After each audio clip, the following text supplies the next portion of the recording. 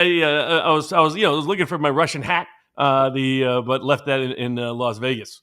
For those tuning in, we have a live sidebar with the Russians with Attitude. You can follow them on X. They have a very prominent account there.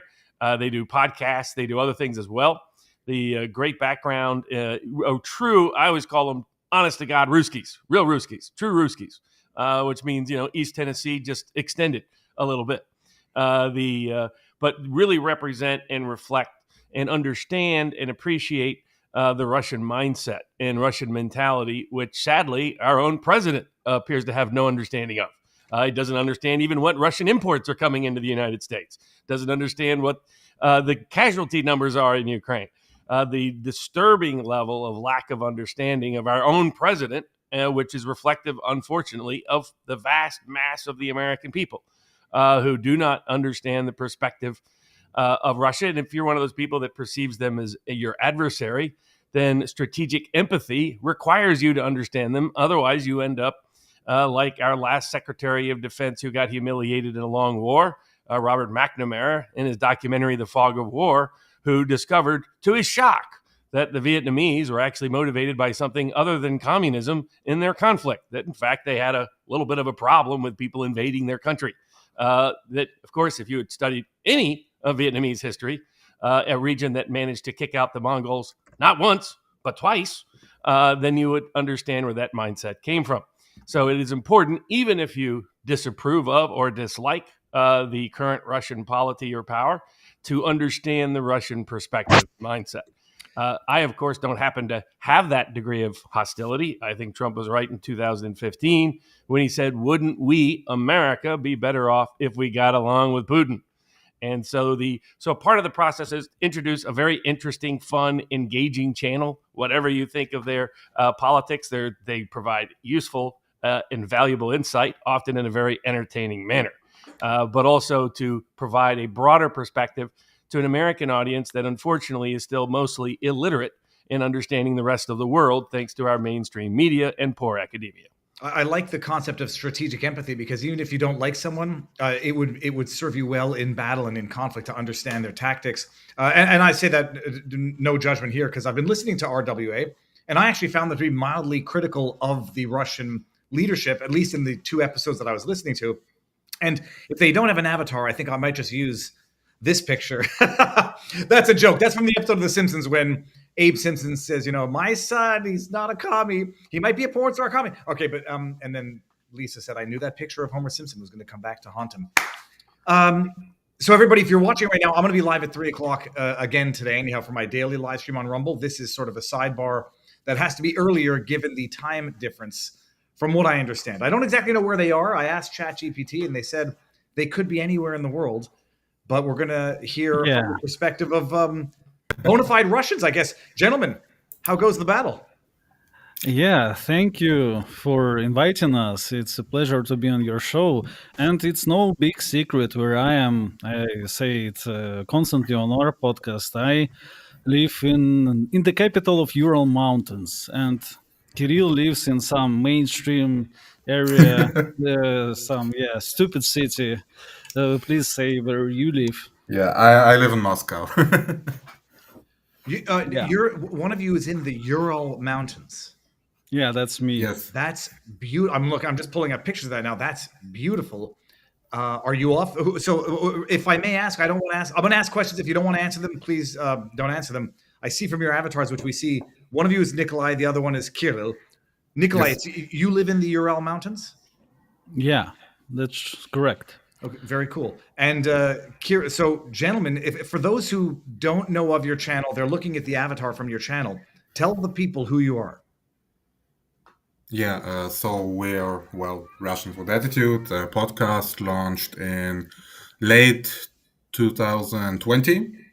Originally mostly focused on Russian history, philosophy, literature, culture, music, and stuff like that.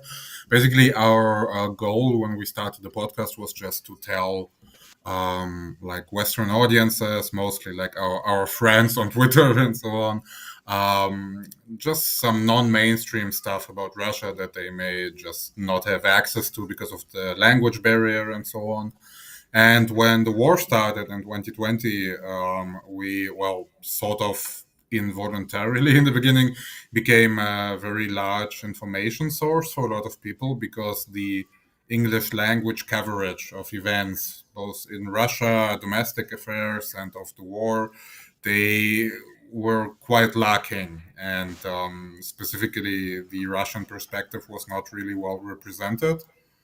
Like from just average Russian people, like not in the term of like statements by the government or whatever, but like normal people who just live in Russia. So we started doing that, and apparently it became, well, quite successful. We have a lot of followers now on X, and yeah, so we keep doing what we've been doing. Are your identities not known, or is there a strategic or intelligence reasons for which you don't disclose your faces? Well, we do Um, meet our fans, and when I was in Moscow, I went to Moscow a couple of times, and all the listeners who happened to be in Moscow as well, well, we drank some beer together. So it's no big secret, but Yeah. it's part of the, I guess, it's just Mystique. not our style, I guess, and we always did that. And if you notice, Russians are like that, right? Like the Russian soldiers are masking their faces, and yeah, it's part of the character. Maybe it's the Oriental thing. I'm not sure. Like the Japanese love their COVID masks, even when it's not COVID outside, right? But it's, yeah, something like that. I guess it's part of the character. No, maybe we will have to actually well, face fag to widen our audience. That's the only way to do it, and we know that. Yeah. I was curious. So when I first went over to Russia, 2006, and then again in 2008, and I had sort of the Western stereotype of Russian society, Russian people, of Putin, and then I get over there and I meet ordinary person after ordinary person who belies that stereotype and caricature. Not only the extraordinary beauty of St. Petersburg, but the art and the food and all of it. The the fourth largest fisheries in the world. I got the bear meat, which was awesome. Which you can't get in the United States. The borscht. I'm still hooked on borscht from that trip. But what was striking was like the ordinary Russian gave me a very different perspective of Putin, very different perspective of Russia, and it belied the Western stereotypes. What, in your experience, are some of the biggest myths or misunderstandings of the Russian people from, say, the American or Western perspective? I think in many ways, the American perspective is kind of stuck on the early 90s, like right after the collapse of the Soviet Union, when things were like when basically the Russian state and society suffered total collapse on every level. We had immense poverty, violence, crime, diseases, in some places, even starvation and all things like that, just complete social collapse, and it just takes time to recover from that. And it took us like quite some time, I would say like 15, maybe 20 years to recover from that really properly. And I think since it was such a crucial moment in American history, it was like the peak of American history, I would say, in many aspects, the early 90s, the peak of American dominance in the world, probably the peak of like material prosperity in America before large scale deindustrialization and all that stuff. And so I think for many people, especially people who were like teenagers or young adults in that time, it's they're kind of stuck on that time in general, both from their domestic perspective and both from how they view the world. And Russia was just this decaying, dying shithole back then. That seemed like it would never be a proper country again, and that it's just completely going down the drain forever. And Yeah, I just think that a lot of stereotypes that the ordinary American might have about what life in Russia is like stems from that time period when Russia was really at its worst. I can say my grandmother was either from, it was a part of Russia, but it might have switched hands between Ukraine at some point in time. And, so but I have very indirect ties, if any, and have never been to Russia. One of the stereotypes that everybody has out in the West, set aside Putin and government, is that Russia is thoroughly, fundamentally corrupt at all levels of government, bribery, and all what you associate with. I mean, I don't know if it's unique anymore to any one part of the world, but that the government business is irreparably corrupt and organized crime runs rampant in Russia. And I'm saying this not to be funny, not to be judgmental. Is this mildly accurate, totally accurate, or wildly inaccurate? It was, well, like I just said, it was totally accurate in the 90s and early 2000s. And it's just been getting better ever since. And yeah. Now, is it getting better? Does it get better because of an iron, what some people refer to as an iron fist of Putin in terms of dealing with it? Or is it something like cultural growth or cultural evolution at large? I would say it's both. It's both just an objective process of society just being less broken and healing from the trauma of the 90s, and government policy as well. I mean, of course, there is still I think the term corruption it's kind of, I don't know, it's how to put it, it's biased per se, because the way, like, there is no country on the planet that has no corruption. It depends on how it happens, and the sort of corruption that you imagine, that you like want something from the government and you just meet at a shady restaurant and give them a suitcase full of cash, that sort does not happen very much in Russia anymore, at least compared to how it was.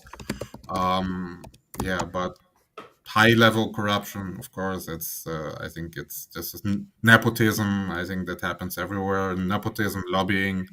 I think that's just a very universal human experience. Yeah, and you mentioned also the organized crime, and that issue has been dealt with very well. There are no organized crime groups basically anymore. So it was a drastic change from the 90s, a completely drastic change. They were all either, well, jailed, killed, exiled, or yeah, there's a huge graveyard in my city, and like half of it is the Russian mafia types from the 90s, and they're pictured with their BMWs on the gravestones, no joking. And they killed themselves, well, in the gang wars, right? But Putin and his specialty was dealing with organized crime, and yeah, there's virtually none of that anymore. So yeah, it's quite stunning. I just pulled up the chart. I always look at intentional homicide rate of any country, and this is the graph from 2000 to present. It's the polar opposite of what's going on in Canada from 2000 to or at least 2015 to the present. No doubt. I mean, I'm not sure what you mean by corruption. There's nothing in the Epstein files here in the United States. We don't have any corruption, of course. But speaking of that, like one of the things I've tried to explain to people about Putin's true source of power in Russia is that we portray him as this tin cup, authoritarian, irrational dictator, none of which makes any sense. That my view, my understanding, and from being there, was that Putin is just deeply popular, and he's deeply popular because of the successes in the turning around of the economy, turning around on crime, turning around on poverty, turning around on extraordinary policy successes in that regard. And I remember when I was there once that I tipped well at the hotel there at St. Petersburg, and they made a nice referral to me to a local place I could smoke my cigars. Later on, I was with one of these young oligarch types, And I said, hey, I know a cool cigar place, and we start going there. He realizes where it is, and he drops me off and never talks to me again. I didn't realize the place had a long history of ties to organized crime, but that was already starting to fade. I just tipped well. That's why the guy sent me over there. But I'm sorry for interrupting. It's actually quite funny. Well, it's both funny and sad. But like the first Western style restaurants that were set up in Moscow and St. Petersburg in the early 90s, they were practically created as places where gangsters could hang out, because they were the only ones who had big money at the time, who could really spend money. Yeah, and to be fair, there's one thing that actually got worse with Putin. Namely, as you mentioned, you went to a cigar place, and back then, in 2006, you could smoke indoors. Not anymore. The Putin dictatorship just ruined it for everyone. I'm sorry to tell you. That truly is disappointing. But how much is the Western perspective that Putin is a tin cup dictator, an authoritarian ruler with no public support? How much is that inaccurate? How much does his support come from actually, having a very big voter base behind him? On one aspect, and related to it, I've often pointed out that you go back through it, the alternative to Putin in the West's mind, the alternative to Putin is some version of they thought that the son of the Shah would replace the Ayatollah in Iran. Some neoliberal would rise up, the neoliberals discredited in the 90s, and that Russia would become a much more pro-Western, pro-US, EU, docile, vassal kind of government. Both of those, can you answer both of those as being, how much is that a misunderstanding of Russia? Yeah, I'll let Kirill answer that afterwards. But what I wanted to mention is that Putin's approval rating was actually way worse around 2012 and 2011. That moment was actually quite dangerous for Putin. Not anymore. So if you put it in numbers, it was around 60 or 55 even. And there were massive protests of not only liberals, but also the socialists. And it was very lively at the time, right? And also in the 2000s, people were not as... they didn't trust him as much as they do now. So now it's around 80, and I think it is genuine, because I know of no huge oppositional movements anymore. Like the Russian liberals just they disappeared, and don't mean they fell out the windows and Navalny died. And it's not just that. All of them emigrated to Europe, and then the infighting between liberals just made them completely unpopular. No one knows of them anymore. And it's not even Putin's doing. They did it themselves. They failed as a movement. So, Putin's approval rating was lower actually before than it is now. And as always, in all countries, when it's, any kind of a military conflict, the approval rating actually goes up. And you could actually see that with Trump as well, although it's incomparable. But the short stint with Iran, although many people were vocal on being opposed to the strikes and so forth, but I think in the normie sphere, most people actually liked Trump better because of his assertiveness or some such. So in 2014. People really started loving Putin, and now they do it still. And he is a genuinely liked person for 11 years, I would say. Before that, it was kind of mixed. Question about this. You mentioned Navalny, and there's a bit of a conflicting narrative as to who killed Navalny, why he was in jail. The West says it was Putin cracking down on his political adversaries, and the other side says that Navalny was always a corrupt, no-goodnik to begin with. people will accuse your answer of being wildly biased just because you're literally called Russian with attitude. What is your analysis of whether or not Navalny was a good player, bad player, killed, not killed, Putin had something to do with it, or didn't? Yeah, I'm happy to answer that actually. Navalny started out as a genuinely interesting young politician. He started out he became very popular, or not super popular, but like he had a measurable degree of popularity precisely during the time period that Nikolai just mentioned, around 2011. There was the aftermath of the financial crisis, the very unpopular pension reform in Russia, and things like that. And so there was some real political potential. And Navalny started out as he was really quite interesting. He was not the typical Russian liberal who is basically just regurgitating State Department talking points and so on. But he was hanging out with like right-wing political movements. He was a kind of a unifying figure because like the moderate leftists thought he was okay, the liberals thought he was okay, the nationalists, many of them thought he was okay. And he definitely had the potential to become a sort of influential populist figure. But then at some point, he just turned away from this sort of populism that had the chance to actually become popular. And he just went all in with the establishment liberals in Russia.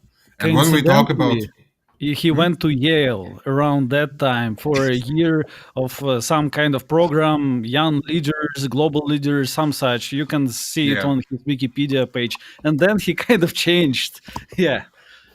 Yeah, and when he came back from that, and when I say Russian liberals, that's a very small part of the Russian population that was politically influential in the 90s, but since then, really not anymore, and that have generally approval ratings between like 2 and 5% in Russia. And so he became really irrelevant in terms of actual like federal level influence on politics. And then there was some business stuff he and some of his comrades and relatives did, but I don't really think it was like much. It was like super bad. Like I don't like when a Russian state media or something portrays Navalny as some gangster, some corrupt gangster. I mean, there was some shady deals, but not much shadier than like the average Russian business deal, if we're being honest. And Navalny's problem was that he just gave up on trying to be an actual populist politician and just became this, State Department puppet, really, instead of trying for broad appeal. And there was just this laser focused Putin bad, Putin bad, Putin bad, and not much else. And so, his approval ratings, I don't think they were ever really high. And so I do find it sad because I don't think he was like a bad guy at his core, Navalny. I think he was smart, ambitious, interesting, and much more sympathetic than like the average Russian liberal. But it's sad that he squandered all that on just going all in with the hardcore liberals. And then, of course, all the prison stuff. And regarding his death, I don't think that Navalny was assassinated, but he did have health issues, and the prison he was in, it's like literally in the Arctic Circle.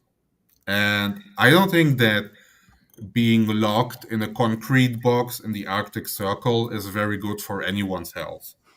And it may seem like I'm trying to like avoid the topic, but like the Russian prison system is actually one of the worst things, in my personal opinion, in modern Russia that needs the most radical reform. And I just think the Russian prison system is really shitty and it's really bad for your health, regardless of who you are. And Navalny clearly had health issues, serious health issues, and so I don't think it's super surprising that he died in a shitty Arctic prison. What was surprising, however, is that previously, like a month before, or even 2 weeks before his death, there was this famous interview of Tucker Carlson and Putin. And in that interview, Putin hinted that he has just one guy in mind who he wants to release and exchange for some prisoners in US, Russian guys, right? And there was that famous FSB guy in Germany and such. So he hinted on that he wanted to do it, and then he dies. Well, it's kind of illogical, right? For if you want to make a big show out of releasing your most vocal critic and then he dies, it doesn't really benefits you in any way. And besides, he was harmless and he had like 20 years ahead of him in prison. There was no reason to do it. And yeah, but as Kirill mentioned, it's not great for your health. And also, what the prison administration could do and probably did was to like invite in his cell, like obviously ill guy, right, with some tuberculosis or something like that. And yeah, that doesn't boost your health either. But I don't believe in any kind of assassination either.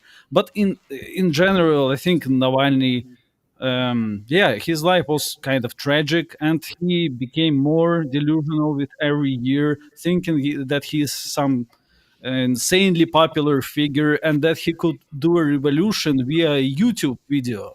That was his plan all along, because the idea, well, when he was in Germany, right, in the hospital after a equally shady poisoning affair, he was warned that there are a couple of criminal cases against him in Russia, and if he ever comes back, he is going straight to prison. And well, a sensible person would think, no, I would not want to spend the rest of my life in prison when I was. Well, it's yeah, he knew that, right? And everyone knew that. But his circle of his allies actually motivated him to return to Russia, which is a completely delusional, crazy, or insidious thing to do. And his wife as well, which is crazy to me, right? What wife would send her husband to this? Yeah. And Navalny became delusional in that he was preparing a big reveal on YouTube, a huge video, the most famous one about the Putin's castle. I think it was called. Have you guys seen that one? Yeah. Yeah. Well, that was the biggest video, right? And it got like 200 million views or something, more than Russian people in Russia. So, and he thought that because it's such a big video, people would rise up and defend him from prison, going to prison, and they just didn't. So yeah, it's tragic. It's tragic comic, I guess, but it's more tragic, of course. I'm not really gloating at all, and yeah. What's amazing is at the time, Robert, I remember we were hypothesizing that if there was a conspiracy theory, it would have been to kill Navalny and blame Putin, which is what they were doing at the time. And I didn't realize this. The article that I've just pulled up from ABC News was from 2024. Much later, it says Putin likely did not directly order Navalny's killing. They say, but by sending him to the prison up in the north, they effectively killed him. But at the time, Robert, we were talking about, like, they were blaming it on Putin, and we're like, it made no sense for Putin to do it, and more likely than not, intelligence might have done it.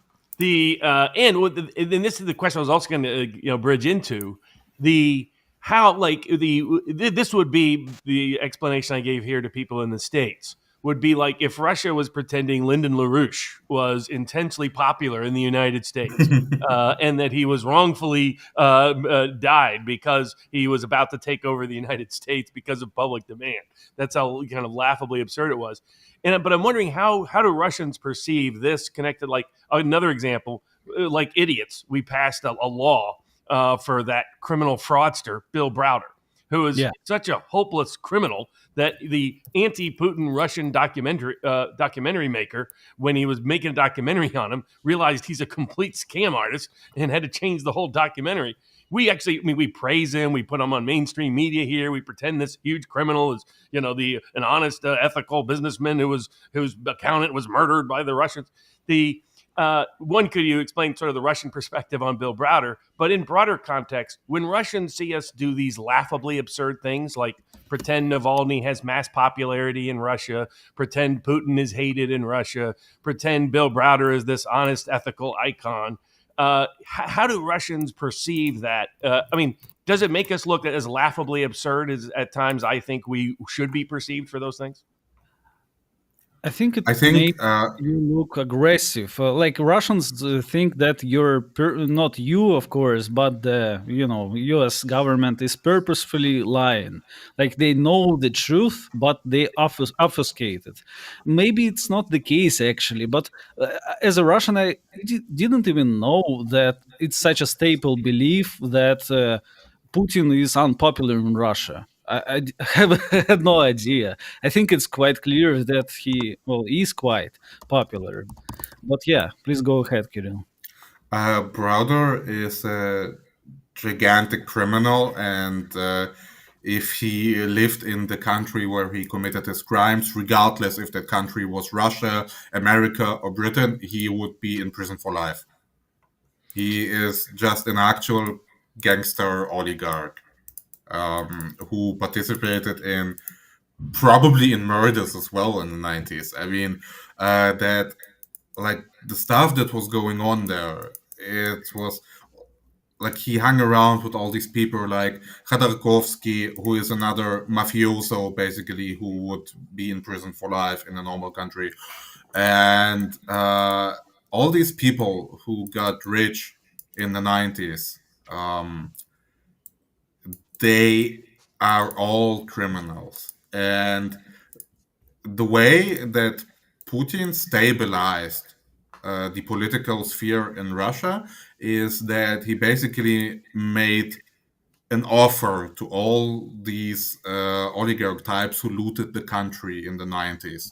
And the deal was that they stay out of politics, they don't sell out the country, they don't try to destabilize the country, and in exchange, they can keep their ill-gotten gains and become legitimate, become tycoons instead of oligarchs. And many took that deal, some didn't. And Browder was a very close ally of people who did not take that deal and who remained determined to fight for achieve political power in Russia or destabilize the country and so on. But all of these people are criminals. So that's what I'm going to say.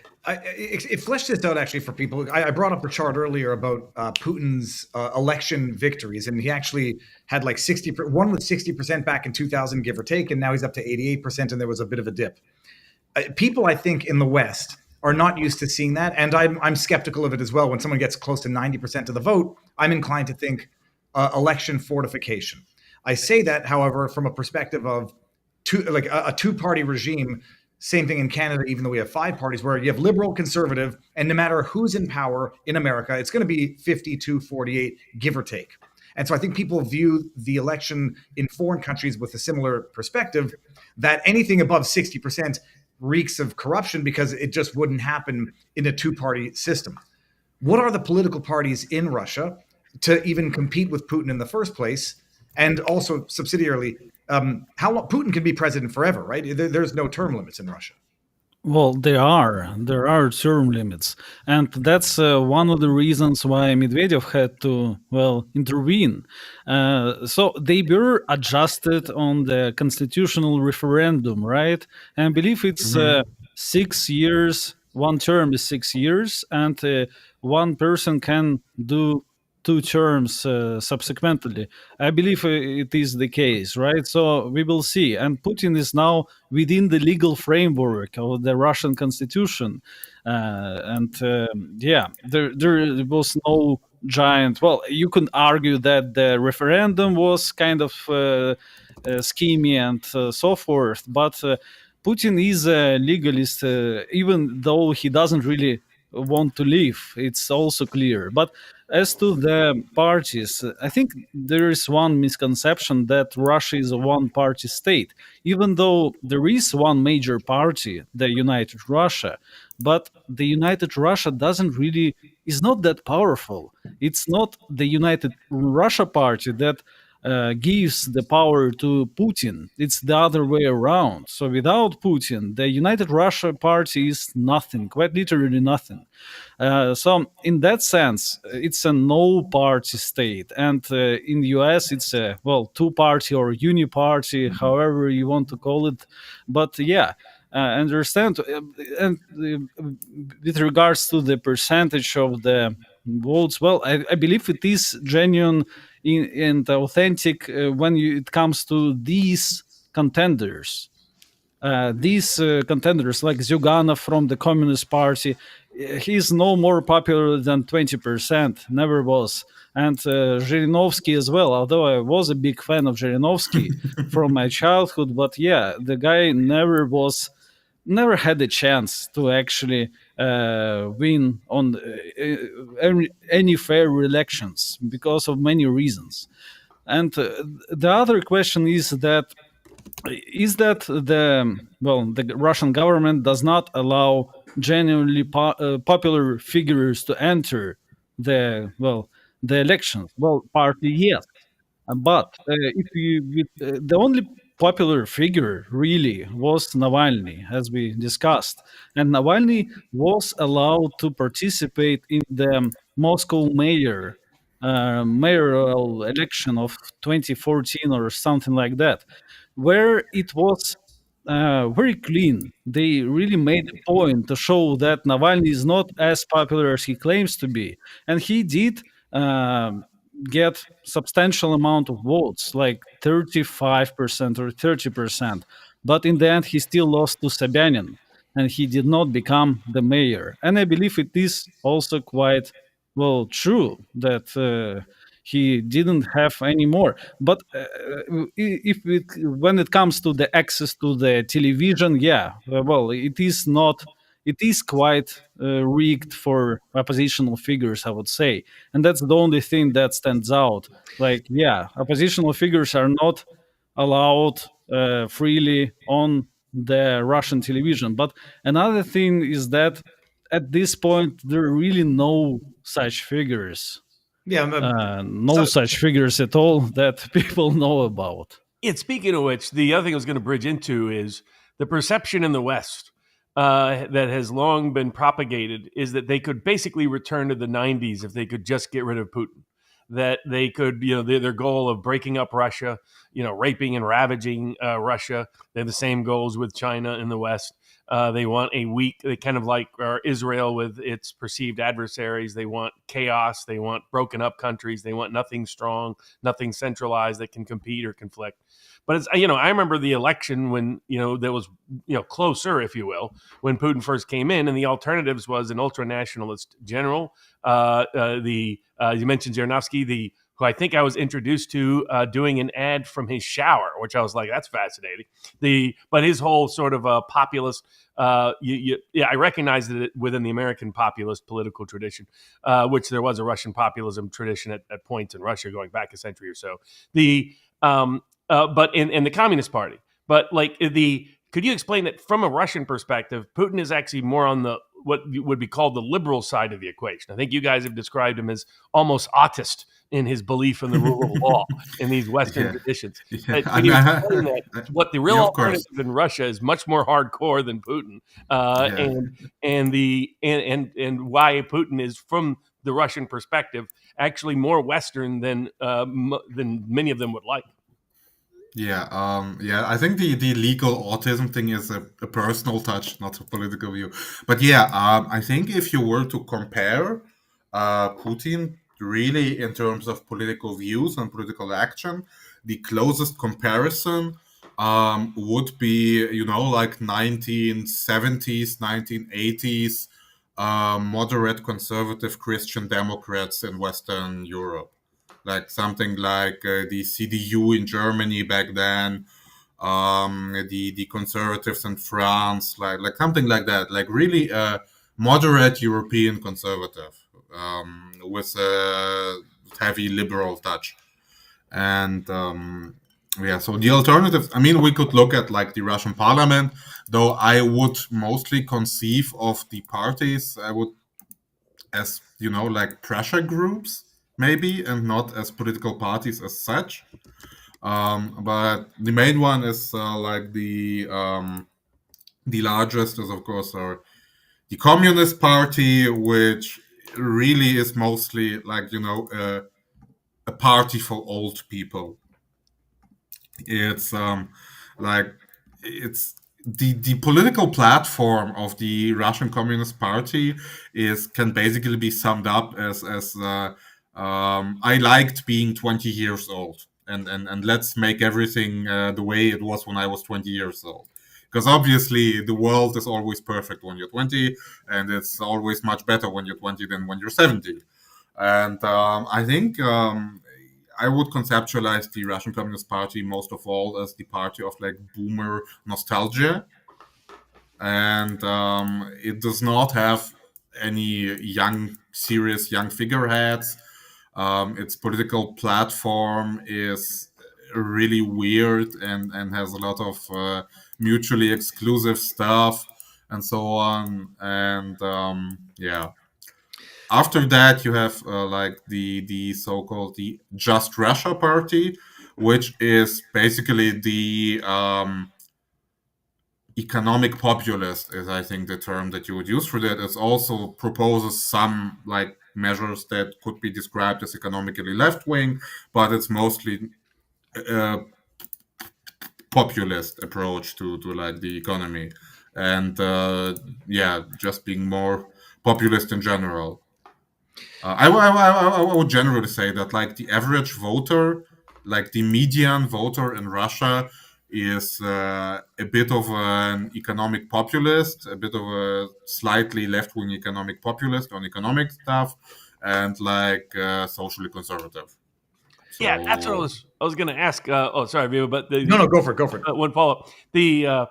I've described the Russian people as basically East Tennessee, just a little more east. I mean, in the old, East Tennessee, home of Davy Crockett. We grew up in the 1700s. Two of our favorite competitions were bear baiting and eye gouging. And what was really useful about those is you always knew who won. Because they came back with an eye or they didn't, came back dead or alive. But that the culture of Russia is very more akin to America than the culture of France or Germany or any of these EU countries that we're currently, following in certain respects.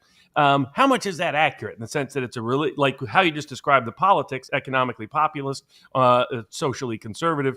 That's basically the American populist mindset, very deep seated in East Tennessee, in places like that. How much is that accurate in the sense of the religious conservatism culture? How much is there more in common with the culture of the ordinary Russian and the culture of the ordinary American than there is different? I mean, I've never been to the United States, but I do have a bunch of American friends and that I talk to and things like that. In my opinion, I think there is definitely many cultural parallels between the American heartland and the Russian heartland.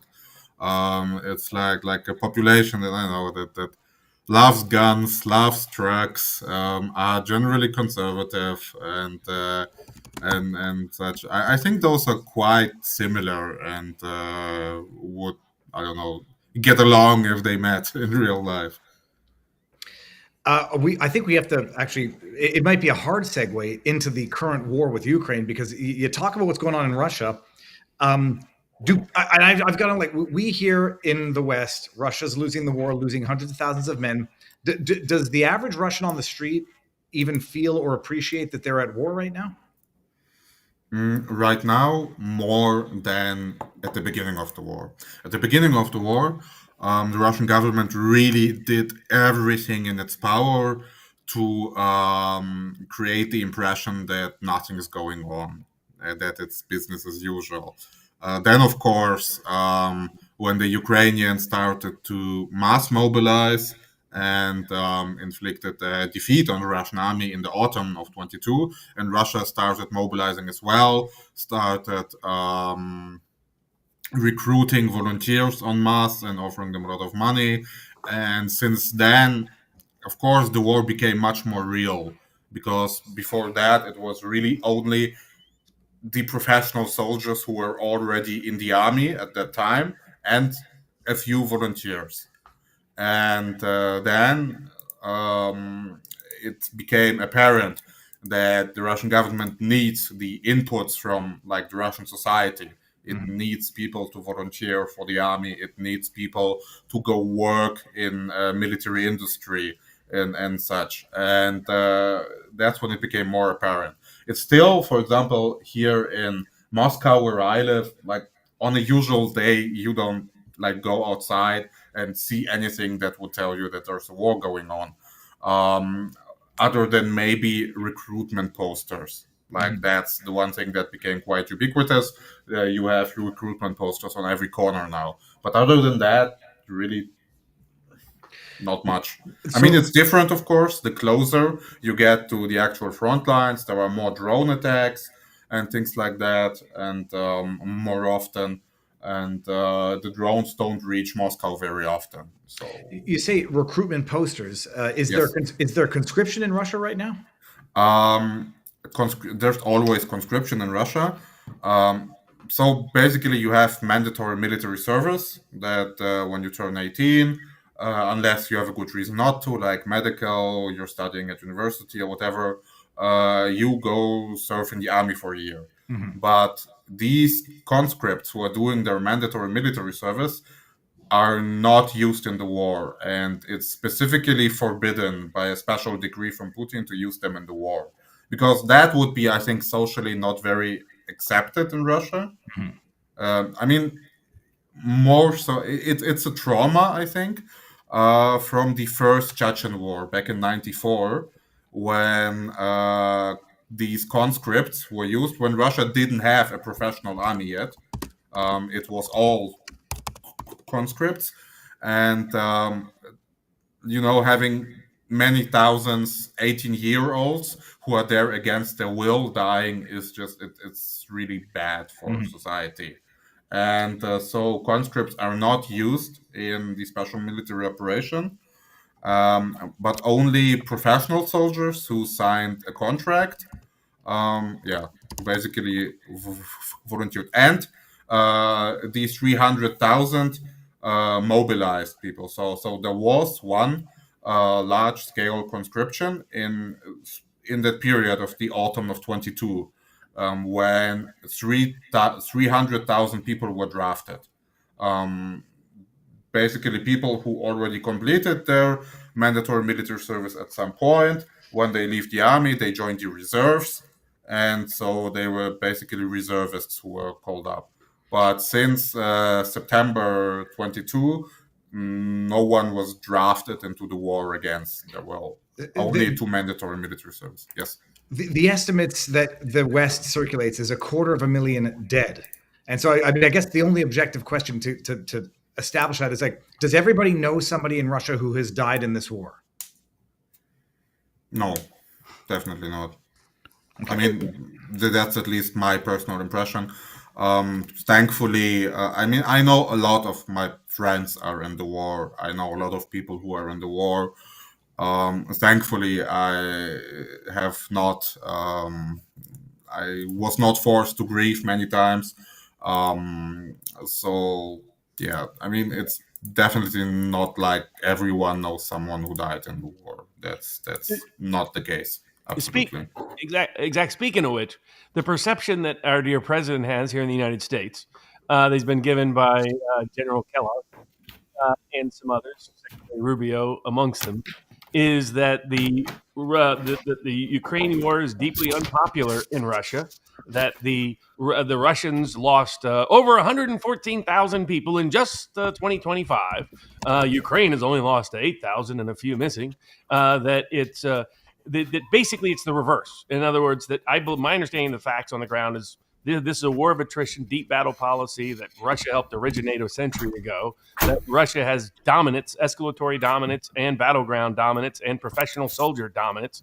And they're in territory where they are welcome because it's the Russian-speaking Russian natives that are in the eastern part of Ukraine that want them there, and that it's Ukraine that is on the losing end of the casualty war. It's Zelensky who's deeply unpopular in his own country. It's Ukraine that finds its own population opposes the wars we see on the streets where they're dragging people in to conscript them. Well, President Trump didn't even know Ukraine was drafting the mentally disabled, drafting elderly people, trying to kidnap people off the streets. He's utterly unaware of it. Also unaware of what we import from Russia. Could you explain from the Russian perspective? My understanding is the war is strongly supported by the Russian population. If anything, they think Putin was too generous to the West in the buildup to this, that he should have gone in 2014 to secure the Donbass and the Russian population. That, if anything, they would like him to be stronger and more aggressive. Am I accurate about that? Yeah, definitely. You're right.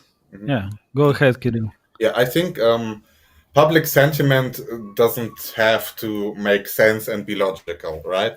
And the public sentiment can contradict itself. And I think, yes, a majority of people support the war goals, support the fact that, or agree with the fact that Russia's cause is just in this war. But at the same time, of course, it's annoying to be subjected to even if they're mild, relatively mild compared to historical wars, it's still kind of annoying. And I think what people don't like is how long the war has been dragging on. And but the only thing that Russia could do to really, really speed up the war, which is forcibly conscript 1 million people at the same time, and have 200 and have a quarter of them die in assaults, that would be even more unpopular than the war taking long.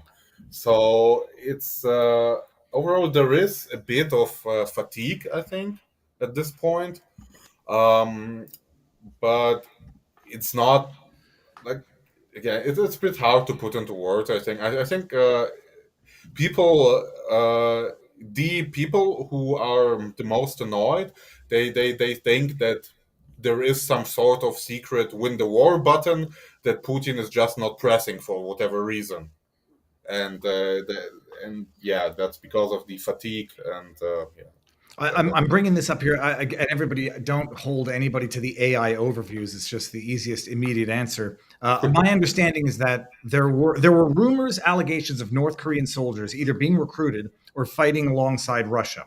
I don't trust any media, and especially not the Western media that I know has been dishonest for the last ever.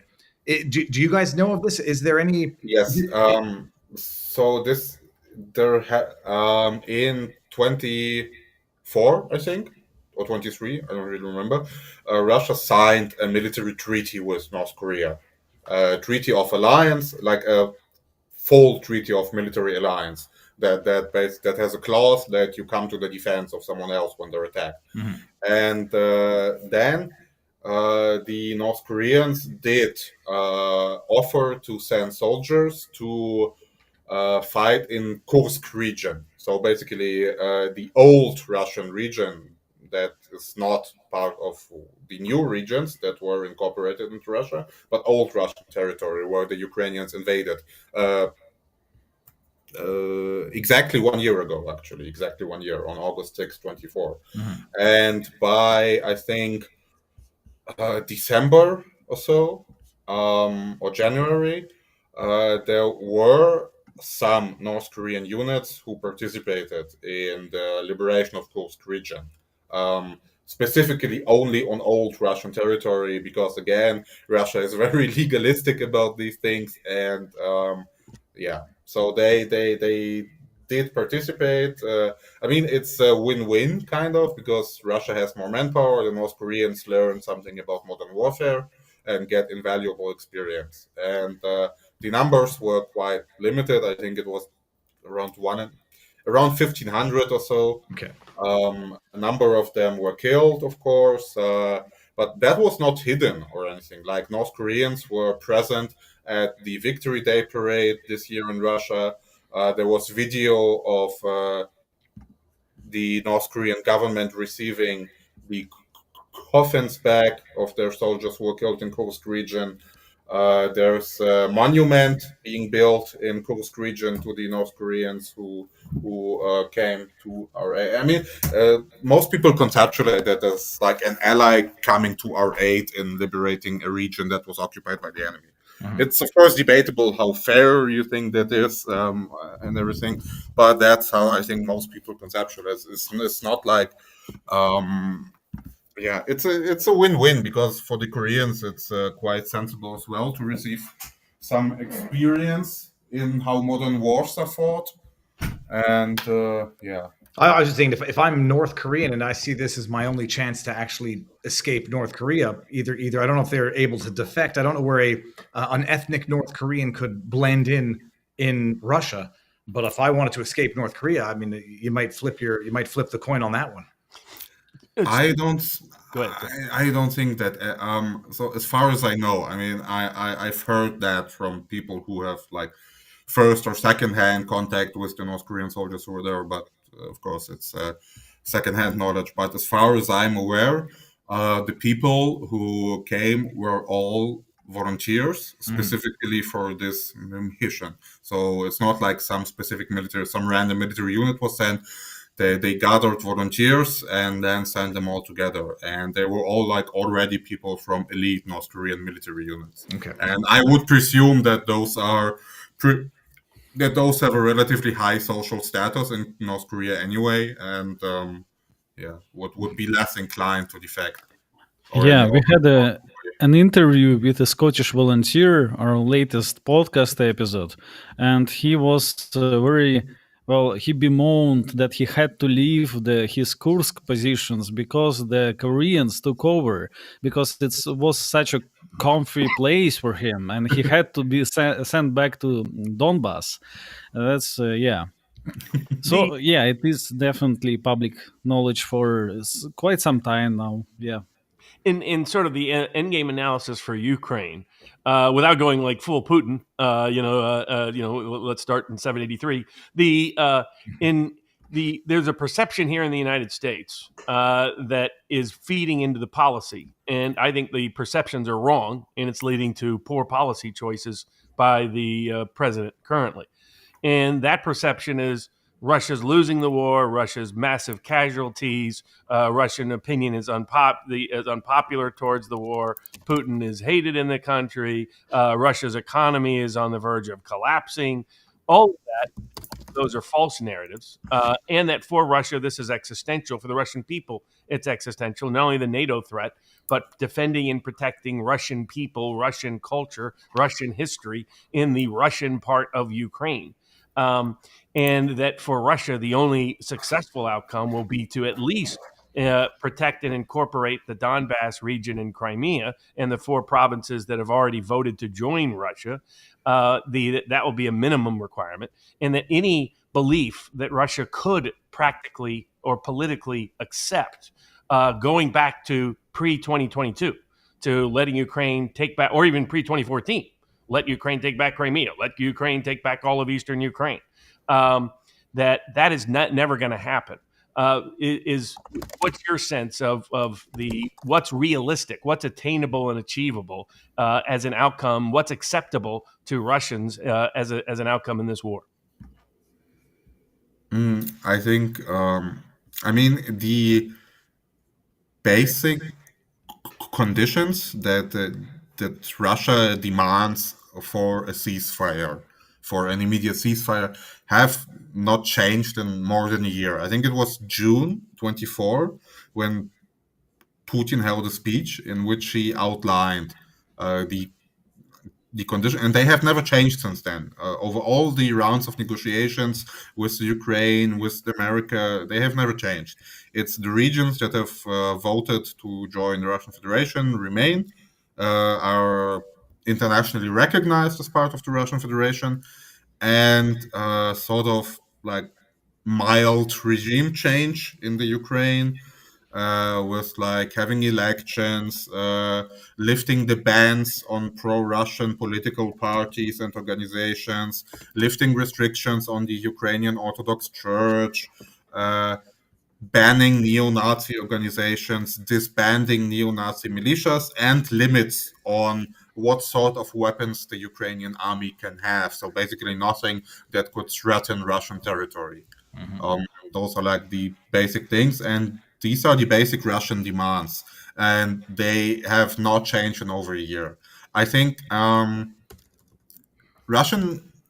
I think there is a misconception generally about how, the way that Russia does diplomacy and negotiations in such very serious matters. I agree that with what you said a bit earlier, that I mean, I don't know what's going on at the White House. It's all speculation. But I would agree that there is an impression that the US government or Trump personally receives intel that is not especially realistic. And based on this intel that he receives, he expects Russia to be much more eager to make a deal immediately than it actually is. And but Russian demands, I don't think they are going ever to be less than what Russia is demanding. Because at the beginning of the war, Russian demands were much milder. Um, the Ukrainians basically already did accept a peace deal in March 22, 2.5 years ago. And the conditions to which they agreed back then were a lot milder than those now. Because back then, uh, they only had to like accept that Crimea is Russian and some sort of and the Donbas regions. Since then, and even that was negotiable. Like basically, Russia was semi-ready to go back to the Minsk agreements from 10 years ago, in which the two Donbas regions would become sort of autonomous. Yeah, and not integrated into Russia. Since then, four more regions have become non-negotiable for Russia, and it's the deal that Ukraine or the West is going to get is only going to get worse over time. The conditions are never going to get milder or better than they have been in the past or are now.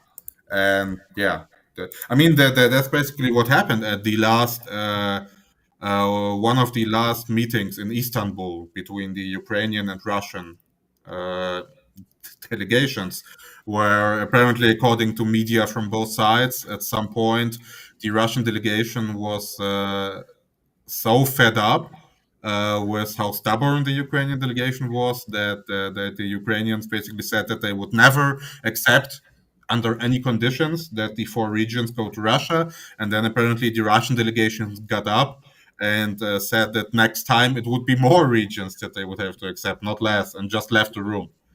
And I think that's the general tone of negotiations here. And speaking of which, in that regard, if you were in the White House talking to President Trump, what would you tell him is the best solution he could get out of the Ukraine war? And what should he be pushing for and not be pushing for? In other words, it seems to me he's operating on this delusional impression that Russia is under pressure that it's not under. The pressure is the opposite direction to get the war done, to secure more of the Russian freedom and peace and security long term, to be more aggressive, not less. That the Russian economy is just fine, not falling apart, not collapsing. Putin is more popular than ever before in Russia. That is the base of his support. That if you could give him honest intel, what should the deal he should be seeking?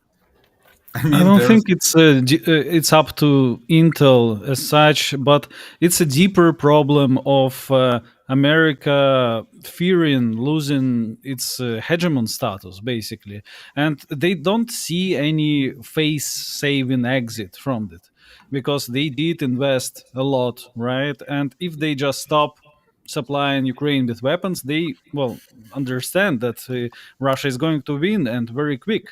So they don't really know how to do it. And there is, I think, popular conspiracy theory among the Trump people, right? The MAGA, that Trump is only doing all these statements, all these that he's trying to bully Russia just for show, and actually there is a backroom deal that US is trying to live with the phase 7 exit. But I'm not sure that's right either. So I'm not sure if they have a way to do it. Well, they kind of US did leave Vietnam, right?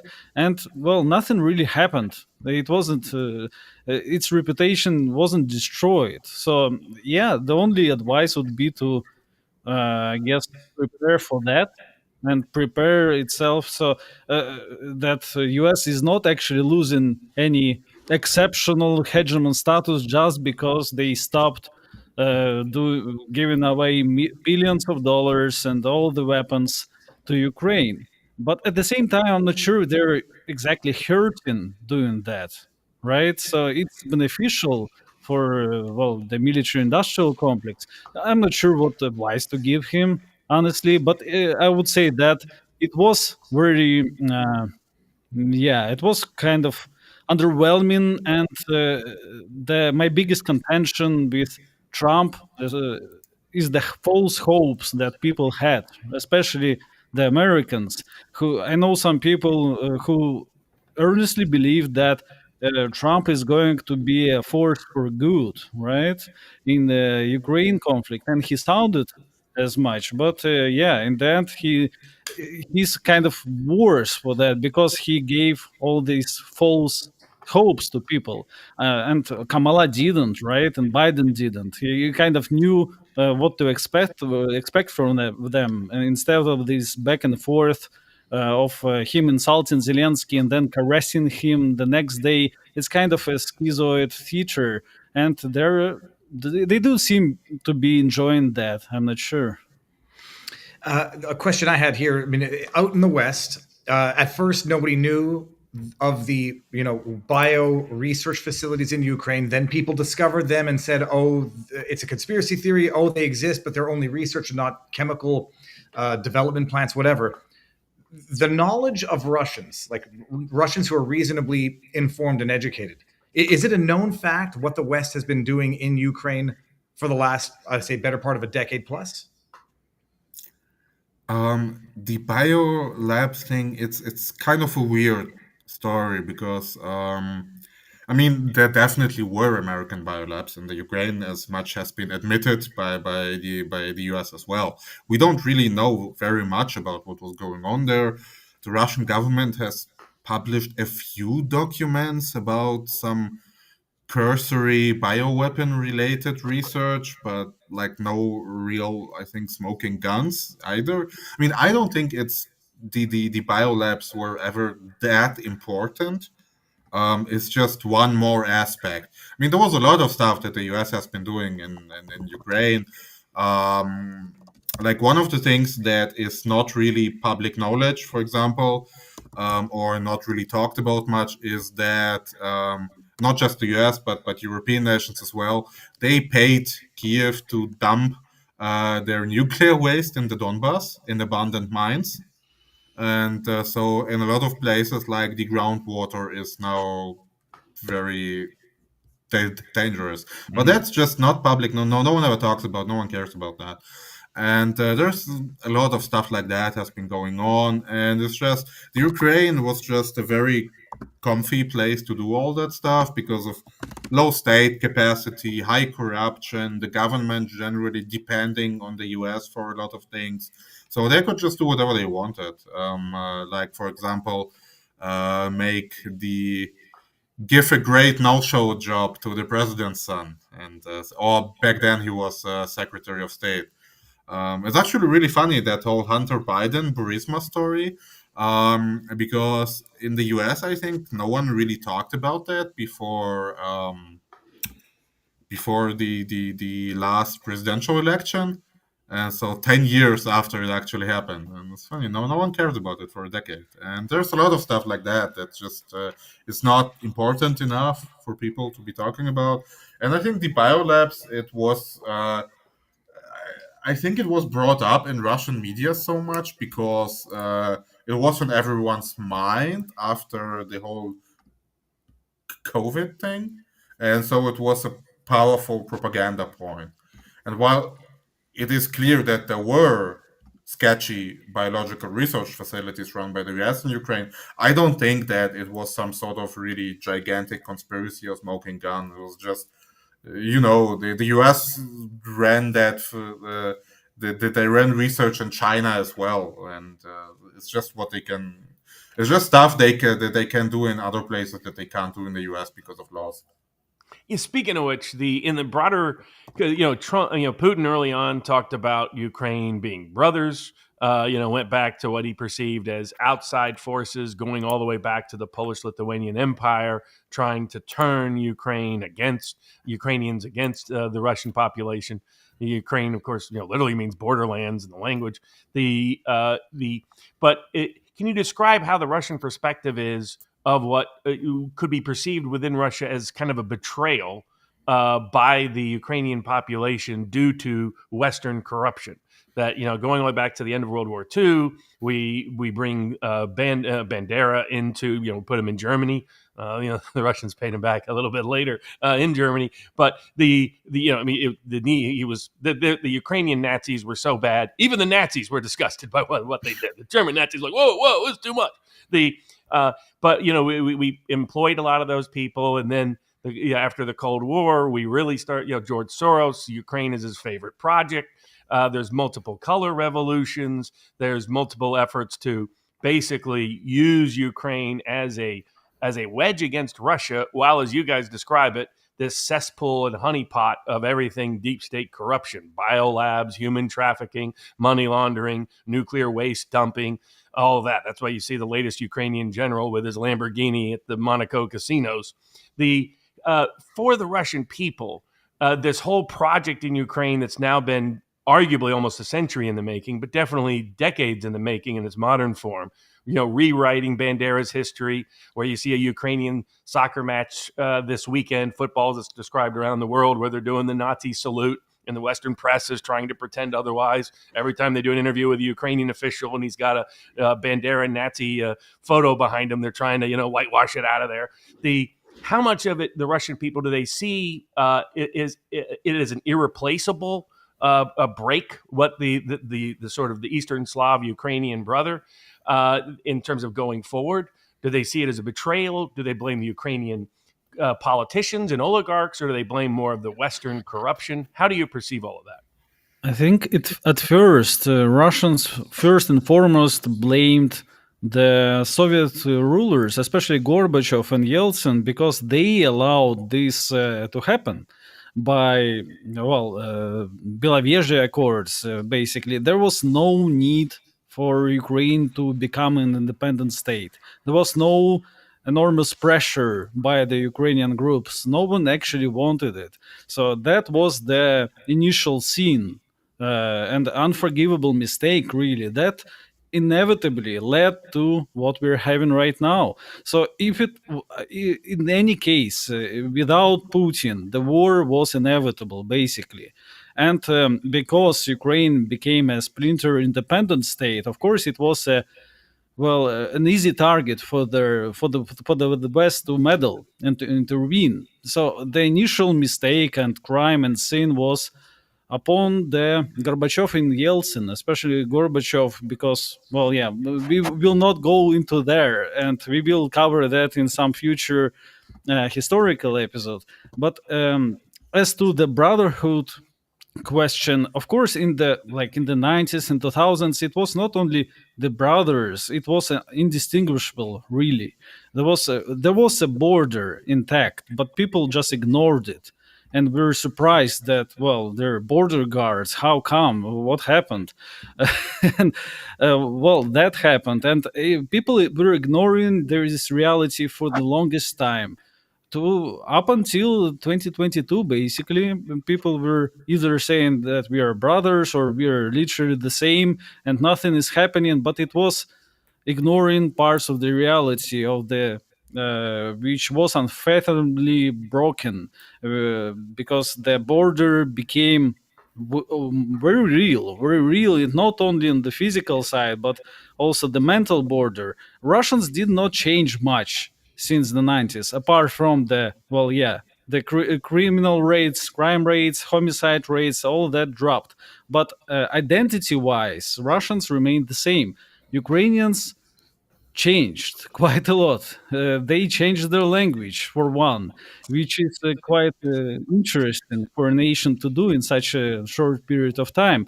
And they are still, of course, it's a kind of a mixed language. They go back and forth, but it used to be an 80 to 90% Russian speaking nation. With the only exception of a few regions in the west of Ukraine, which are actually culturally different and always were. But all the Russian speakers were reprogrammed via, well, very, gotta give credence when it's due. The Ukrainian media machine is very powerful, one of the most powerful in Europe and the world, and they're very good at the media stuff and the union of the political machine and the media, and they're exceptional at that. And with a lot of psyops, with a lot of, well, revolutions of dignity and blood being spilled, they did successfully reprogram tens of millions of people, and it's already over and done. So yeah, I think that as of now, Russians don't really see Ukrainians. They do see Ukrainians as kind of traitors. Well, not all Ukrainians, but those who are actively anti-Russian who are fighting against us. So the line of separation is no longer blurry. It's very apparent. If you fight for us, you're a good guy. If you fight against us, it's you're a bad guy. It's very simple, and I think it's going to stay. And no, there will be no Ukrainian-Russian brotherhood, even as imagined by the Russian state, because in the initial phase of the war, in the liberated territories, the schools were offering, well, they still do, but then they were offering Ukrainian language for kids. And They it didn't was even take actually, down Ukrainian flags in the first so few months. nothing really changed for the liberated territories. They just remained, well, their identity remained Ukrainian, and some of them, or a lot of them, were studying online in Kiev schools despite living under Russian administration. And now it's changing. Like a month ago, there was a silent push for, well, dropping the mandatory Ukrainian language in those territories. And it's becoming apparent to the Russian elites that, yeah, the brotherhood thing is kind of over, and it's better to have them to have their identity as Russian and not Ukrainian. They are not erasing Ukrainian identity. There is still a voluntary Ukrainian language at schools and so on. So we are not at the Ukrainian level, right? When they just outright ban everything Russian. But still, yeah, there is a degree of realization and sobriety about this matter. Unfortunately. I think in a lot of ways it's also a generational thing, because basically how you view like the fact that we are fighting Ukraine a lot depends on your age. For example, I don't know, a guy who was 19 years old and patriotic enough to join the army when the war started in 22. The Ukrainians, they had a rabidly anti-Russian government for his entire conscious life, and they were bombing Russians in the Donbass for his entire conscious life, basically. Whereas if you're older, you have a very different conception of what Ukraine, because for such a guy, Ukrainians, they're just the enemy. They're just the enemy. There is no this whole cultural baggage of growing up in one country together. It doesn't exist for people who are young or who are 19 now, for example. It doesn't exist for them. But for older generations, it's different. For example, like my father, right? He grew up in the Soviet Union. He served in the Soviet army, and he is as much of a Russian patriot as can be. Fully supports the special military operation and so on. But he was quite sad when we bombed the tank academy in Kharkov, the Ukrainian tank academy in Kharkov, because when he served in the Soviet army, all of his favorite officers they were from this academy, and he had fond memories of them, of serving together in one army, doing stuff together, being friends with them, and then we just bombed this stuff. There was also a very case that I personally found quite well tragic in the context of the whole thing. It was, I think, it was in late 22 or early 23. Within a week, two senior officers were killed, one on the Russian side and one on the Ukrainian side. And after a little digging, it turned out that they were classmates at the military academy in Minsk, and they were both in the class of like 1990 at the Suvorov Academy in Minsk. They studied military science together and so on. And 30 years later, they both die within a few days on opposite sides of a war. I think for Americans, this is probably easier to understand actually than for many Europeans, because America had a lot of histories like that, a lot of stories like that in their own civil war. Because West Point graduates fighting on both sides and things like that. But it sounds like what you're describing is we're not going to get the reconciliation that we got ultimately in the U.S. Civil War. It took like 2 generations. But it sounds like the bridges, sorry, the bridges have been burned in such a way they're very unlikely to get built back.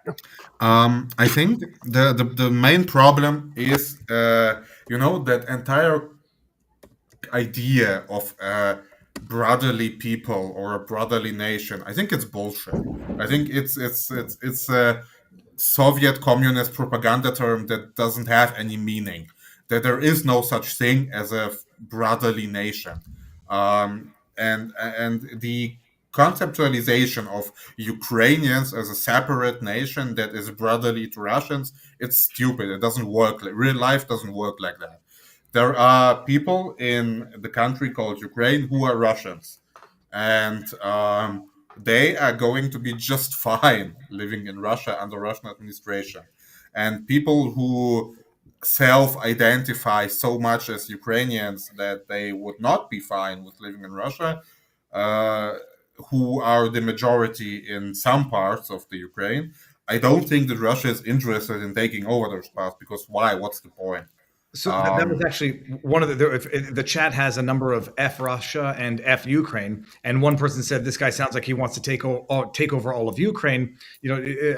Internet trolling aside, I guess the question is, what does a Russian envision as being the end solution to this? Like, where does Russia stop? Does it stop in the Donbass? Does it go further? Does it take over?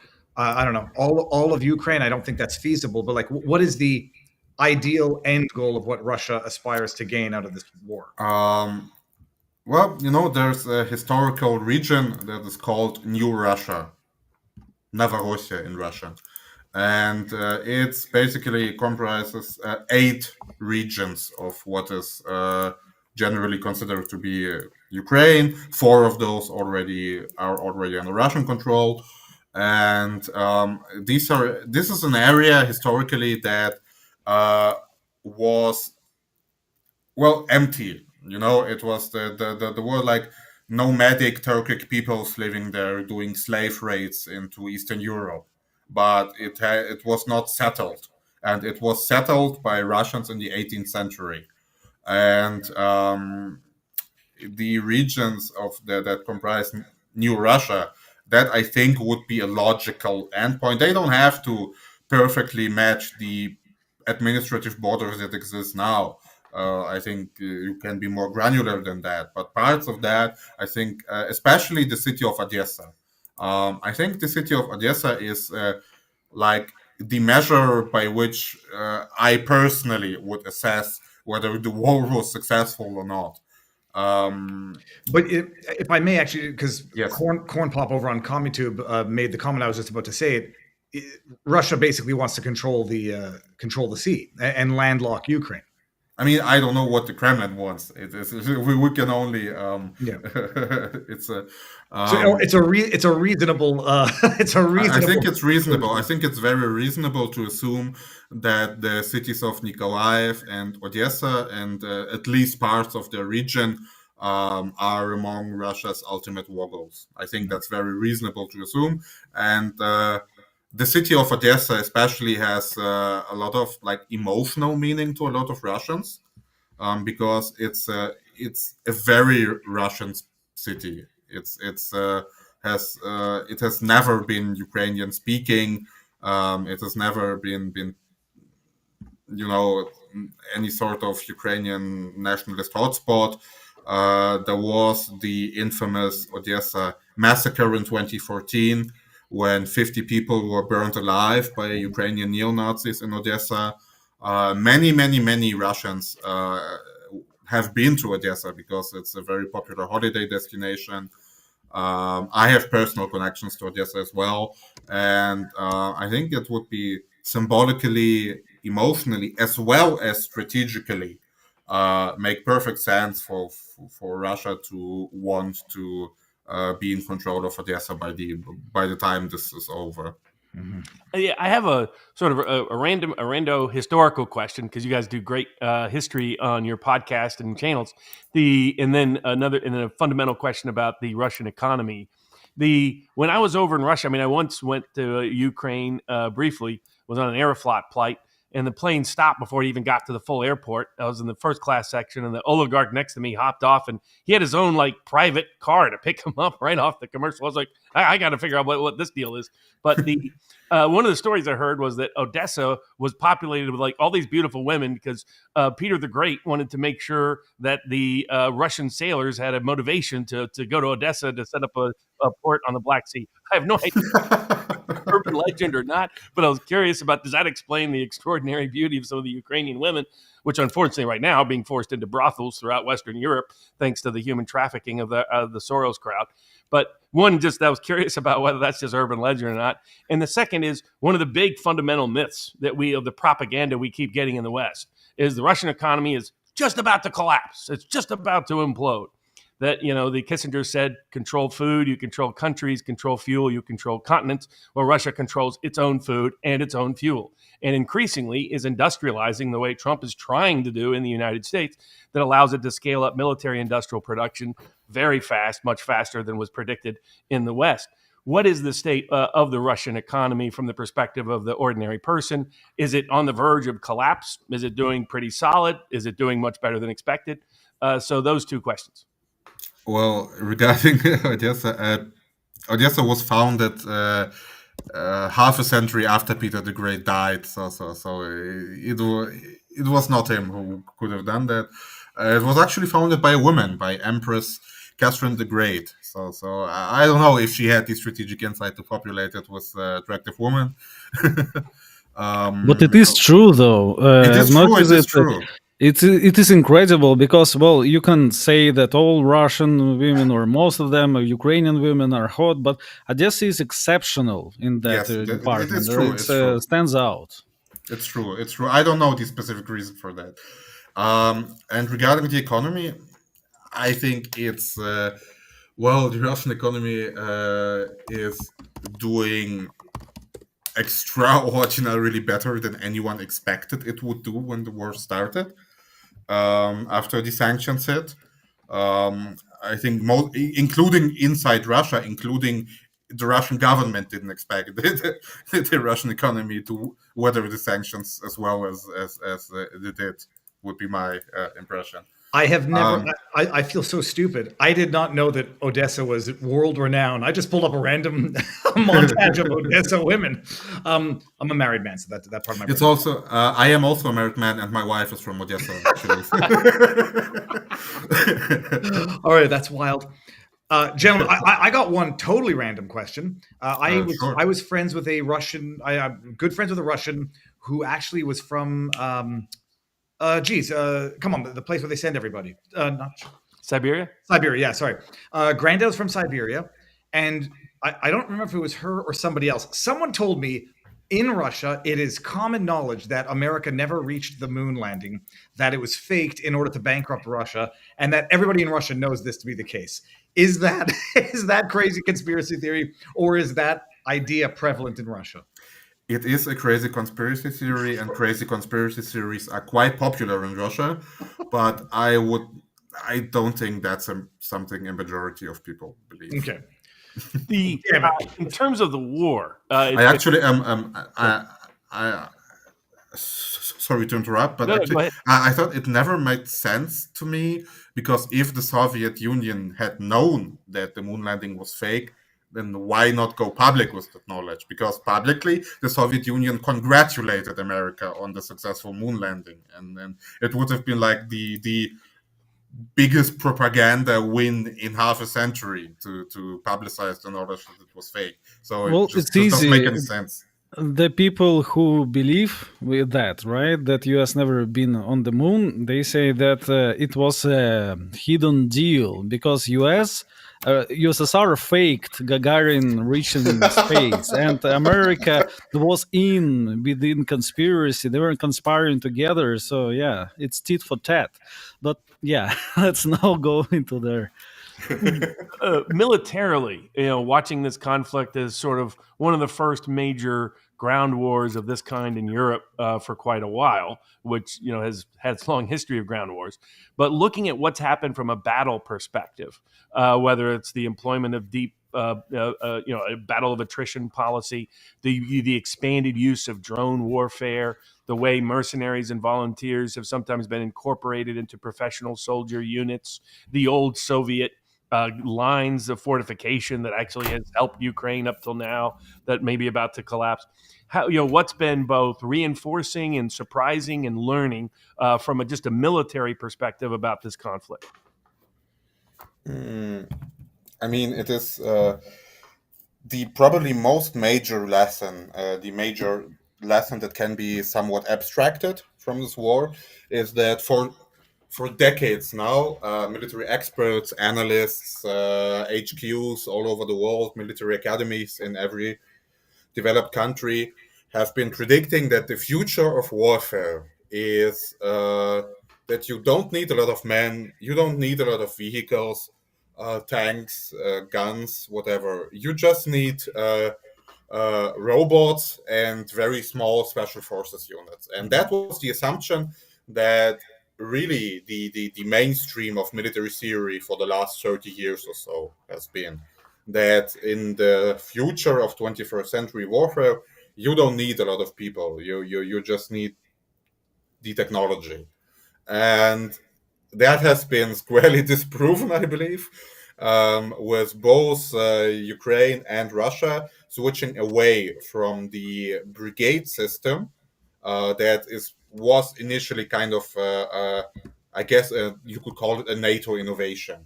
That the army is not built on corps or divisions or army groups, but on brigades that are small and mobile. And both sides of the war have now left that behind because it just doesn't work in a war like that.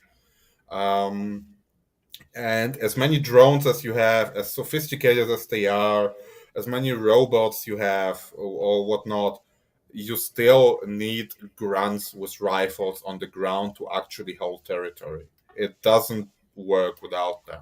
Mm-hmm. And like the best tank, like people like these military enthusiasts on X, they love discussing the technical details of tanks, of like Leos, Abrams, T-90s, whatever.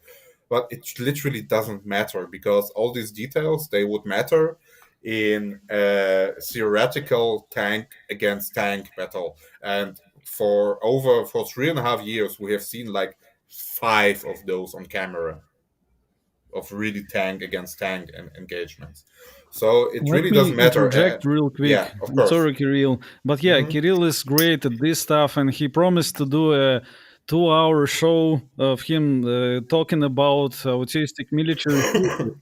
And and I'm seeing on the screen actually our plug. Thanks for that. I want to Pleasure. shill our show a little bit, if that's okay by you. So Please. yeah, speaking to our audience right now, if you're interested in independent, English speaking, no nonsense Russian podcast telling about Russian past, present, well, theories, and I don't know, hard truths, then check out our X page and yeah, Patreon, where we have lots of free stuff. So it is our main hub of podcasts because we couldn't figure out other platforms. We are on YouTube as well, but Patreon remains the main page for podcasting. We are currently recording a short series on Chechen War, and I think it's the only in-depth historical study of the conflict from well anyone really in English language, and various bi-weekly news segments and interviews. And our latest interview with a Scottish volunteer,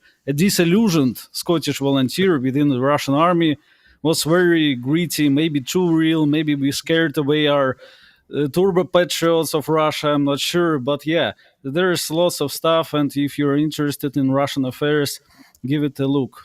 Oh, absolutely. Yeah, the Russians with Attitude on X, Russians with Attitude on Patreon, Russians with Attitude on YouTube. Fascinating history. I describe them in our East Tennessee language as true Ruskies that are entertaining to boot. Speaking of which, if you were to introduce people to the West, to Russian culture, Russian history that could really exemplify it, and you guys let me know, the how much longer we can keep you. We're fine with whatever you need in that regard, time wise. We've taken up a lot of your time already, and it's been great. But what would be like some film? Like, I mean, I love a lot of the Russian military films. A lot of those are really cool. The ones about Stalingrad, fascinating. The ones about tanks, by the way, are really cool. I like some of those, the Russian tank-driven one. But in fact, there were some American films that tried to emulate that. One with Brad Pitt that was really just trying to steal from certain popular Russian films.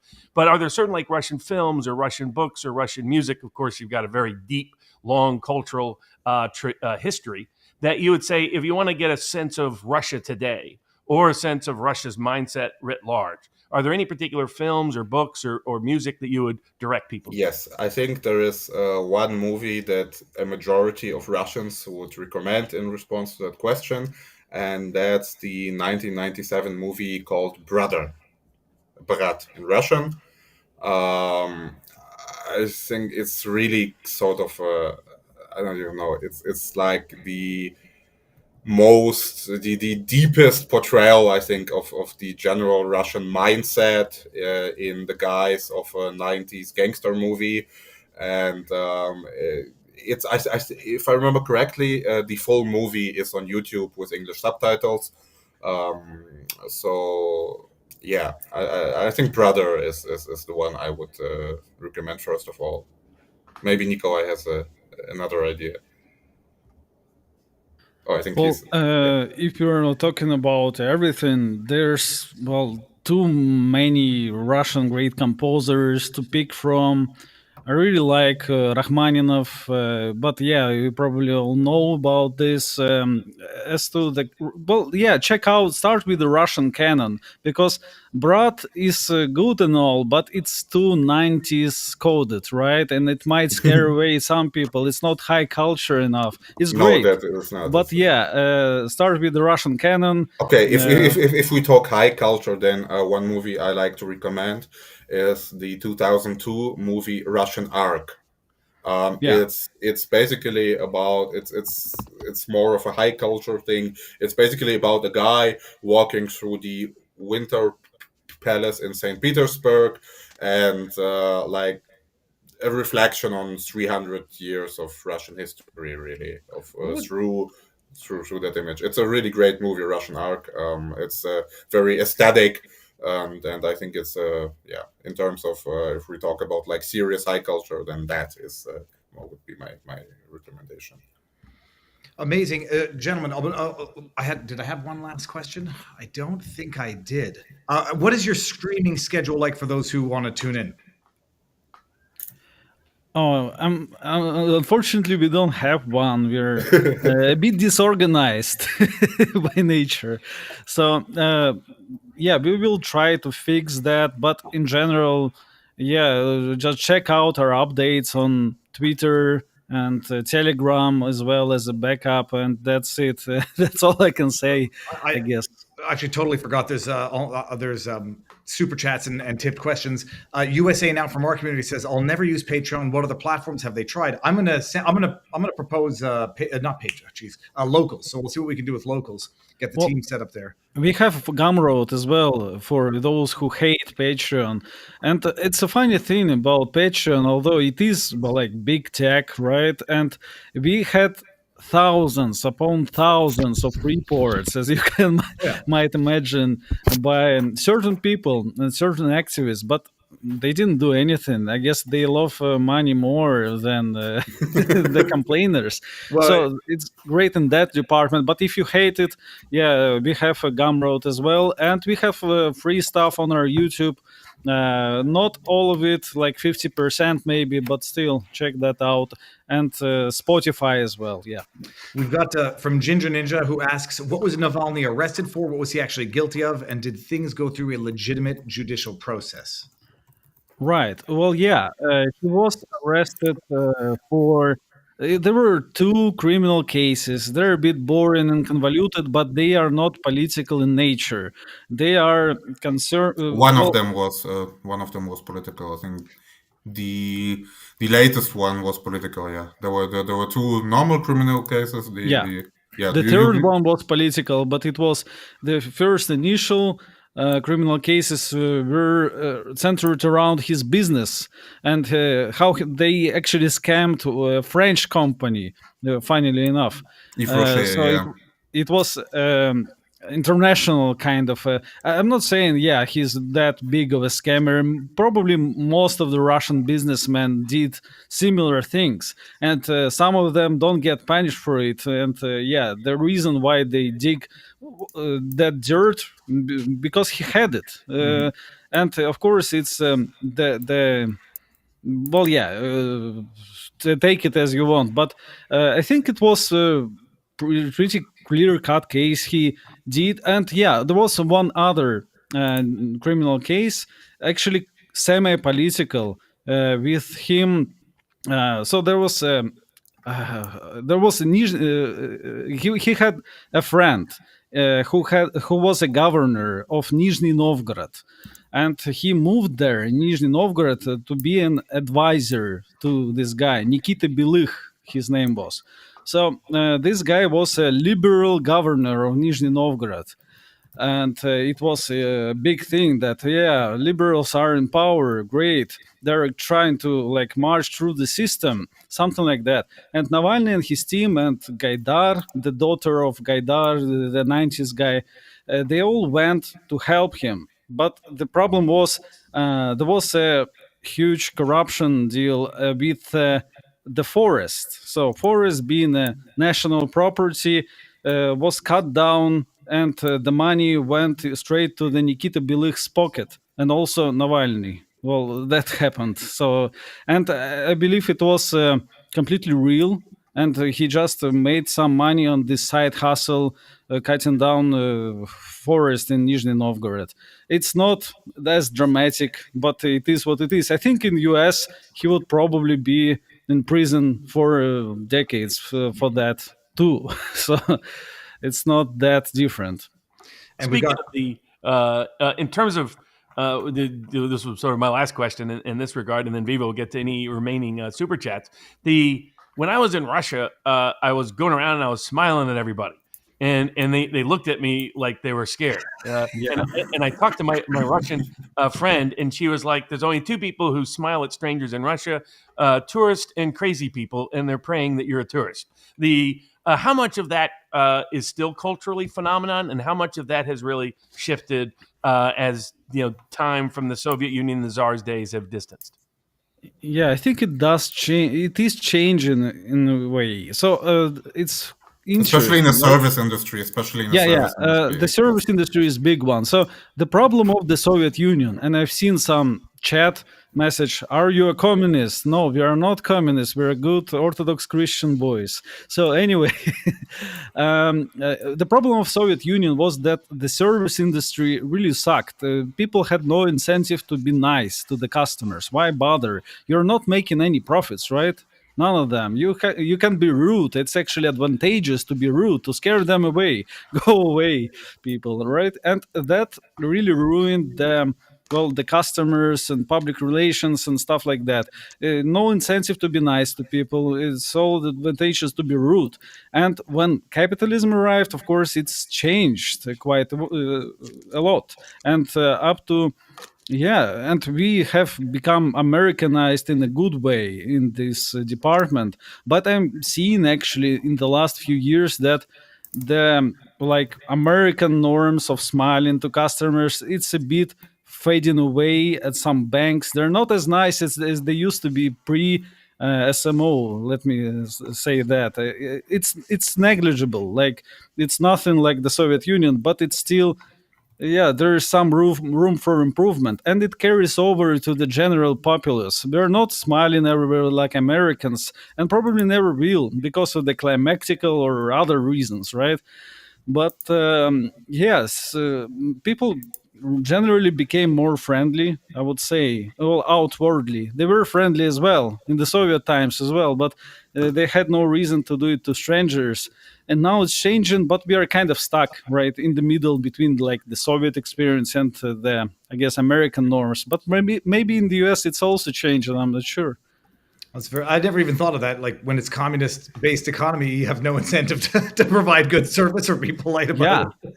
it's actually very funny. All those writers and like Davlatov, the Soviet writer who went to America, he fell in love with America just because a cashier girl smiled at him, and he thought she was flirting. She was completely in love.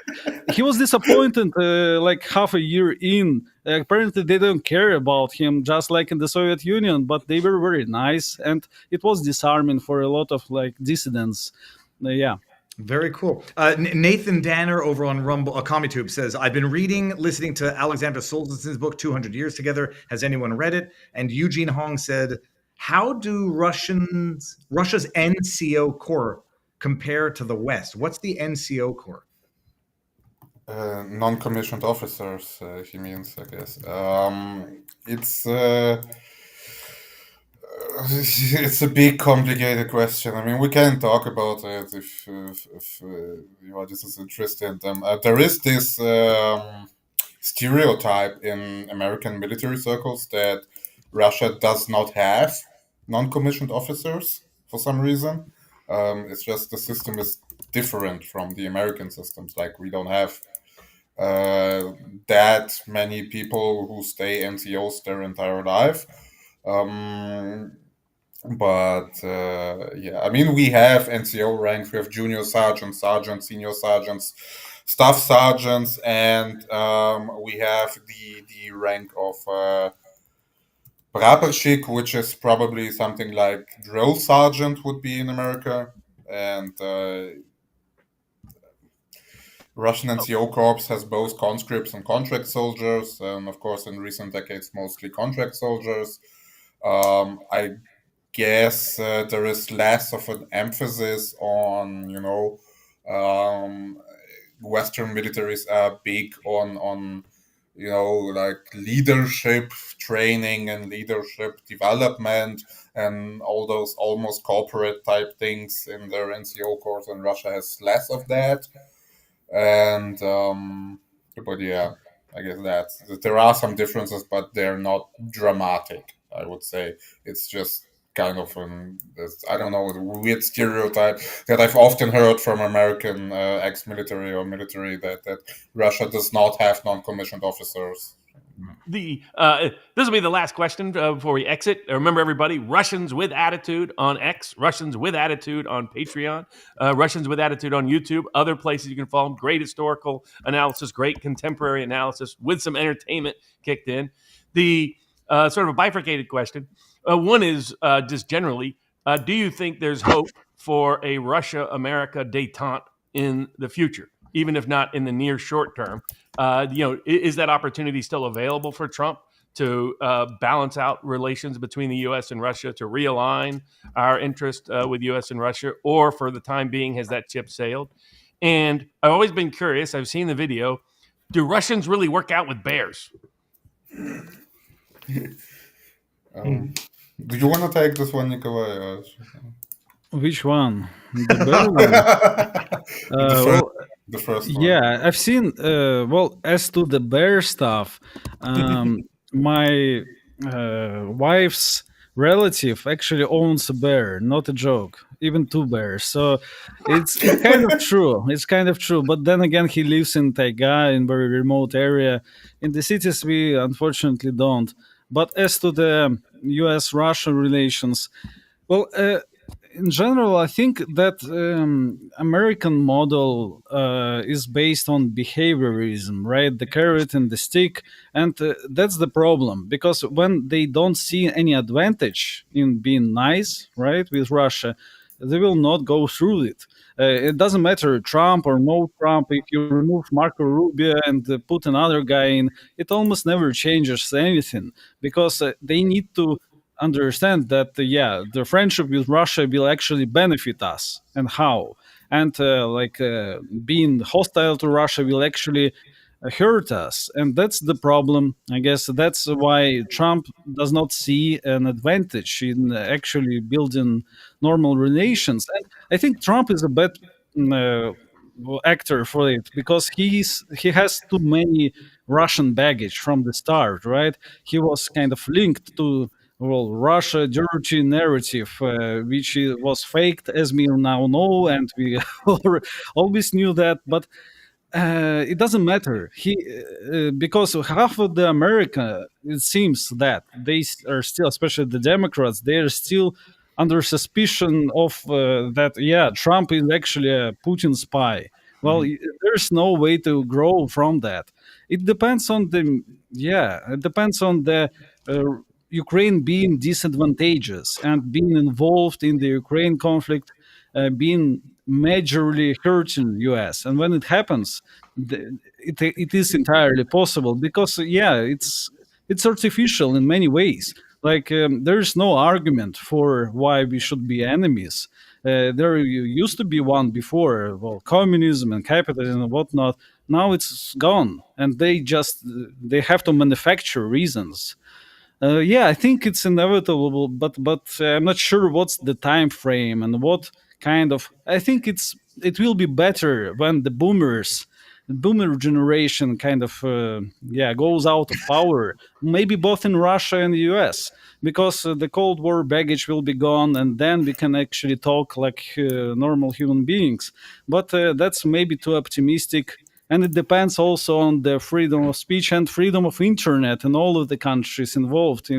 Because right now, half of the American sites are blocked, not even by Russian government, but by the American side for me to see. It's kind of hard. And it really depends on that, on the freedom of access to one another. If it's severed, then it's hostility without end in sight, I'm afraid.